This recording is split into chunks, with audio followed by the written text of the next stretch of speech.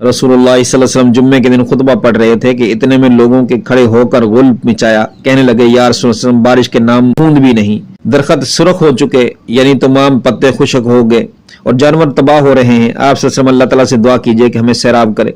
आप सल्लल्लाहु अलैहि वसल्लम ने दुआ की, अल्लाह हमें सैराब कर। 2 मरतबा आपने इसी तरह कहा। खुदा की कसम, उस वक्त आसमान पर बादल कहीं दूर दूर नजर नहीं आता था, लेकिन दुआ के बाद अचानक एक बादल आया और बारिश शुरू हो गई। आप मिंबर से उतरे और नमाज पढ़ाई। जब आप नमाज से फारग हुए तो बारिश हो रही थी और दूसरे जुम्मे तक बारिश बराबर होती रही। फिर हजूर सल्लल्लाहु अलैहि वसल्लम दूसरे जुम्मे में खुतबे के लिए खड़े हुए तो लोगों ने बताया कि मकानात मुनहिमद हो गए हैं और रास्ते बंद हो गए हैं, अल्लाह से दुआ कीजिए बारिश बंद कर दे।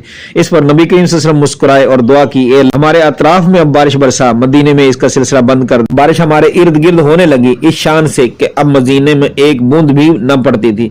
मैंने मदीने को देखा कि अबर ताज की तरह गिरदा गिर्द था और मदीना उसके बीच में था। सही बुखारी शरीफ हदीस नंबर 1021।